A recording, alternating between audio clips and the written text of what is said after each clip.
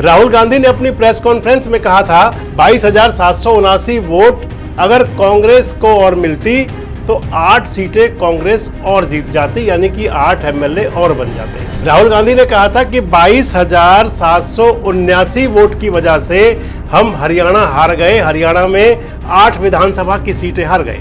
मोहनलाल बड़ौली ने भी कह दिया कि अगर 22,000 वोट हमें मिल जाती तो हम 7 एमएलए और ज्यादा जीत जाते। मैं आपको बताता चलूं कि वो सीट वाइज क्या था, किस किस हिसाब से कह रही हैं दोनों पार्टियां। लोहारू विधानसभा में राजबीर फरेटिया चुनाव जीते थे और जयप्रकाश दलाल चुनाव हारे थे। रोहतक के अंदर भारत भूषण बत्रा दूसरी बार लगातार विधायक बने, 59,419 वोट मिले उनको, 48,968 वोट उनको मिले।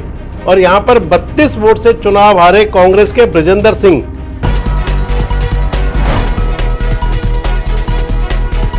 दोस्तों नमस्कार, मैं संजय बग्गू और मौजूद हैं देश रोजाना के डिजिटल मीडिया मंच पर। देश के विपक्ष के नेता और कांग्रेस के बड़े नेता राहुल गांधी इस समय बड़ी चर्चाओं में हैं। तमाम बातों को लेकर के या अपनी जो उनका अंदाजे बयां है, अपनी बात करने का तरीका है, उसको लेकर के राहुल गांधी की लगातार चर्चाएं होती हैं। कल यानी कि बृहस्पतिवार को 1 घंटा और 11 मिनट यानी कि 71 मिनट की एक प्रेस कॉन्फ्रेंस में उन्होंने चुनाव आयोग पर भारतीय जनता पार्टी के साथ मिलकर वोट चोरी करने का आरोप लगा दिया। हालांकि चोरी का जो शब्द है वो अलोकतांत्रिक है, असंसदीय है, लेकिन जो राहुल गांधी ने कहा वही हम सीधे कह रहे हैं। इस वीडियो में मैं आपसे बात करूंगा क्योंकि राहुल गांधी ने हरियाणा को भी कोट किया था। अगली वीडियो में आपसे बात करेंगे सीधी राहुल गांधी के बारे में, क्या क्या और कैसे कैसे, लेकिन इस वीडियो में मैं आपसे जिक्र करूंगा केवल हरियाणा का। राहुल गांधी ने अपनी प्रेस कॉन्फ्रेंस में कहा था कि 22,779 वोट 22,779 वोट अगर कांग्रेस को और मिलती तो 8 सीटें कांग्रेस और जीत जाती, यानी कि 8 एमएलए और बन जाते। राहुल गांधी ने कहा था कि 22,779 वोट की वजह से हम हरियाणा हार गए, हरियाणा में 8 विधानसभा की सीटें हार गए। आज जवाब दिया उसका भारतीय जनता पार्टी के प्रदेश अध्यक्ष मोहनलाल बड़ौली ने। मोहनलाल बड़ौली ने भी कह दिया कि अगर 22,000 वोट हमें मिल जाती तो हम 7 एमएलए और ज्यादा जीत जाते। इस वीडियो में मैं आपसे बात करूंगा कि कौन सी वो 8 सीटें थी जिनको कांग्रेस कह रही है कि जिसकी वजह से हमें दिक्कत हुई, और कौन सी वो 7 विधानसभा सीटें थी जो भारतीय जनता पार्टी लगभग 4,000 वोट से कम हारी। लेकिन इस वीडियो के अंदर एक महत्वपूर्ण बात आपको मैं और जरूर बताऊंगा। वो महत्वपूर्ण बात यह है क्योंकि राहुल गांधी ने कहा था कि 40 लाख वोट महाराष्ट्र में बना दिए 5 महीने के अंदर। 40 लाख वोट यानी कि जितने वोट 5 साल में बने उतने 5 महीने में बना दिए। और अगर हरियाणा की बात करें तो हरियाणा के अंदर भी 5 महीने में यानी कि मई 2024 में रिजल्ट आया था लोकसभा चुनाव का। देश के अंदर नई सरकार बनी थी, तीसरी टाइम की सरकार मोदी जी की। और उसके बाद में अक्टूबर में हरियाणा में चुनाव हुआ था 5 अक्टूबर को, यानी कि जून जुलाई अगस्त सितंबर ये 4 महीने बाकी थे। इन 4 महीनों में 5 भी नहीं करेंगे क्योंकि मई के अंत में सरकार बनी थी हरियाणा के अंदर। मई में जो सरकार बनी थी देश की लोकसभा चुनाव के बाद मई के अंत में, और अक्टूबर के पहले सप्ताह में 5 अक्टूबर को हरियाणा की वोटिंग हो गई थी। तो इस हिसाब से देखें जून जुलाई अगस्त और सितंबर 4 महीने थे। इन 4 महीने के अंदर हरियाणा में 4,16,103 नए वोट बने। एक रिकॉर्ड है ये भी। अगर उसको विधानसभा वाइज बांटें, जो हरियाणा की 90 विधानसभा हैं, उन विधानसभा वाइज अगर लेंगे तो एक विधानसभा के अंदर 4,623 नए मतदाता जुड़ गए। राहुल गांधी इन सब बातों को कोट कर रहे थे।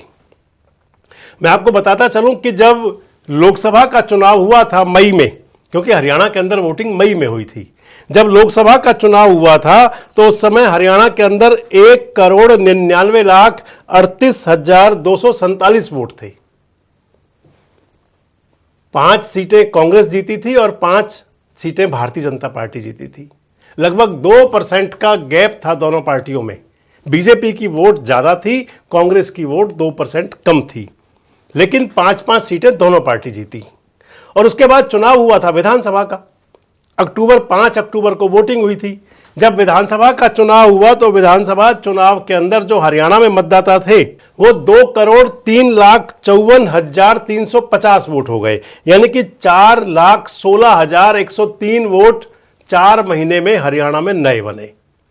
अब राहुल गांधी आज कह रहे थे, वैसे अगर देखें तो इन जो वोट बने, और मैंने आपको बताया 4,623 वोट एक विधानसभा क्षेत्र में नए जुड़े, अगर आप इस कैलकुलेशन को जोड़ें तो फिर उसके हिसाब से 12 विधानसभा सीटें ऐसी हैं जिन पर हार जीत का जो गैप था वो 4,623 वोट से कम था। अब राहुल गांधी ने कहा था कि 22,779 वोट और मिल जाते तो हम 8 सीटें जीत जाते, 8 विधायक और बढ़ जाते। वैसे मैं आपको बताता चलूं कि हरियाणा के अंदर 90 विधानसभा की सीटें हैं, 90 विधायक हैं। 90 विधानसभा सीटों का जो चुनाव परिणाम हरियाणा में 8 अक्टूबर को आया था, उसके अंदर भारतीय जनता पार्टी को 48 विधायक मिले थे, कांग्रेस को 37 सीटें मिली थी, 37 विधायक कांग्रेस के आए थे, 3 इंडिपेंडेंट चुनाव जीते थे निर्दलीय, और 2 सीटें इंडियन नेशनल लोकदल जीती थी। यानी कि 48 सीटें कांग्रेस की, भाजपा की, और 37 सीटें कांग्रेस की। अब जो राहुल गांधी कह रहे थे कि 22,779 वोट से अगर ऐसा होता तो फिर भारतीय जनता पार्टी की 8 सीटें घट जाती, उस हिसाब से देखें तो 48 से 40 रह जाती, और कांग्रेस की 7 सीटें 8 सीटें बढ़ जाती, तो कांग्रेस की 37 और 8 45 हो जाती। लेकिन मोहनलाल बड़ौली कह रहे हैं कि अगर इस हिसाब से देखें तो फिर हमारे 7 एमएलए जीतते, क्योंकि उनके जो कह रहे हैं कि उनकी जो मार्जिन ऑफ गैप था वो तो 3,000 से भी कम था, 22,000 वोट पूरे नहीं बनते। अगर वो 7 सीटें फिर भारतीय जनता पार्टी जीत जाती तो बीजेपी के 55 हो जाते और कांग्रेस के 30 रह जाते। मैं आपको बताता चलूं कि वो सीट वाइज क्या था, किस किस हिसाब से कह रही हैं दोनों पार्टियां। पहले मैं आपको विधानसभा की वो 7 सीटें बता दूं जो भारतीय जनता पार्टी हार गई थी, जिन पर मार्जिन जो था वो 3500 से कम का था। सबसे पहली सीट है इसके अंदर लोहारू विधानसभा में राजबीर फरेटिया चुनाव जीते थे और जयप्रकाश दलाल चुनाव हारे थे। 81,336 वोट मिले थे राजबीर फरेटिया को और 80,544 वोट मिले थे जेपी दलाल को। 792 वोट से चुनाव जीत गई थी कांग्रेस। दूसरी सीट है आदमपुर से चंद्र प्रकाश आईएएस ये चुनाव जीते थे। 65,371 वोट मिली थी, कांग्रेस के कैंडिडेट हैं, और हारे थे भव्य बिश्नोई परिवार, भजनलाल का परिवार पहली बार आदमपुर हारा 1268 वोट से। 64,103 वोट मिले भव्य बिश्नोई को और 1268 वोट से भारतीय जनता पार्टी दूसरी सीट हारी। तीसरी विधानसभा सीट थी रोहतक के अंदर भारत भूषण बत्रा दूसरी बार लगातार विधायक बने, 59,419 वोट मिले उनको, और मनीष ग्रोवर दूसरी बार चुनाव लगातार हारे, 58,078 वोट मिले उनको, 1341 वोट का मार्जिन हुआ कांग्रेस का। ये तीसरी सीट बीजेपी हारी 1341 वोट से। चौथी सीट है साडोरा, रिजर्व सीट है सुरक्षित। इस सीट पर जीती थी कांग्रेस, रेणुवाला चुनाव जीती, वहां पर 57,534 वोट मिले उनको, और यहां पर चुनाव हारे बीजेपी के बलवंत सिंह को यहां पर वोट मिले थे 55,835। 1699 वोट का ये मार्जिन था कांग्रेस का, और बीजेपी 1699 वोट से चुनाव हार गई। पांचवी सीट है पंचकुला में चुनाव जीते थे चंद्रमोहन बिश्नोई, 67,397 वोट मिले चंद्रमोहन बिश्नोई को, और ज्ञानचंद गुप्ता जो स्पीकर थे विधानसभा के 65,400 वोट उन्हें मिले। 1997 वोट से चुनाव हार गए ज्ञानचंद गुप्ता, यानी कि बीजेपी यहां पर चुनाव हारी 1997 वोट से। छठी सीट है फतेहाबाद से यहां पर चुनाव जीते कांग्रेस के बलवान सिंह दौलतपुरिया, 86,172 वोट मिले उन्हें, और यहां पर दूडाराम बिश्नोई बीजेपी की सीट पर टिकट पर चुनाव हारे, मार्जिन रहा 2252 का, यानी कि 2252 वोट से कांग्रेस जीत गई और बीजेपी हार गई। और 7वीं विधानसभा सीट है थानेसर में सुभाष सुधा चुनाव हारे थे, मंत्री थे सरकार के, 2 बार एमएलए थे। सुभाष सुधा को वोट मिले थे 66,833, और कांग्रेस के कैंडिडेट अशोक अरोड़ा यहां पर चुनाव जीते थे, उनको वोट मिले थे 70,076। 3,243 वोट का मार्जिन रहा कांग्रेस जीत गई और बीजेपी हार गई। तो ये वो 7 विधानसभा की सीटें थी जिनको बीजेपी हार गई और कांग्रेस चुनाव जीत गई, जिनका मोहनलाल बड़ौली कह रहे थे। और अब वो 8 विधानसभा की सीटें जिन पर कांग्रेस हार गई। सबसे पहली सीट आती है उचाना। उचाना में देवेंद्र अत्री एमएलए बने भारतीय जनता पार्टी के। 48,968 वोट उनको मिले और यहां पर 32 वोट से चुनाव हारे कांग्रेस के ब्रजेंद्र सिंह। 48,936 वोट ब्रजेंद्र सिंह को मिले। मात्र 32 वोट से यह सीट हारी, हरियाणा का सबसे कम मार्जिन। दूसरी सीट थी दादरी। दादरी में यहां पर चुनाव जीते सुनील सांगवान। सुनील सांगवान को वोट मिले 65,568 और यहां चुनाव हारी कांग्रेस की मनीषा सांगवान। 63,611 वोट मिले, 1957 वोट से हार गई। मात्र कांग्रेस को 1957 वोट से हार मिली। तीसरी विधानसभा सीट थी असंध। असंध से योगेंद्र सिंह राणा चुनाव जीते भारतीय जनता पार्टी के। 54,761 वोट उनको मिले और हारने वाले थे शमशेर सिंह गोगी। गोगी को मिले 52,455 वोट। 2306 वोट से गोगी हार गए। कांग्रेस 2306 वोट से लूज कर गई। अगली विधानसभा सीट है चौथी राई विधानसभा सीट। राई में कृष्णा गहलावत बीजेपी की चुनाव जीती। 64,614 वोट मिले और कांग्रेस के जय भगवान अंतिल चुनाव हार गए 4,673 वोट से। अगली सीट है खरखौदा। खरखौदा विधानसभा सीट से पवन खरखौदा बीजेपी के चुनाव जीते 58,084 वोट से और यहां पर जयवीर वाल्मीकि चुनाव हारे। 52,469 वोट उनको मिले। 5,635 का मार्जिन रहा। अगली विधानसभा सीट है सफीदो। सफीदो विधानसभा सीट पर रामकुमार गौतम चुनाव जीते। 58,983 वोट उनको मिले और हारने वाले थे सुभाष गंगोली कांग्रेस के। 54,946 वोट सुभाष गंगोली को मिले। 4,037 वोट का मार्जिन रहा। अगली विधानसभा है घरौंडा।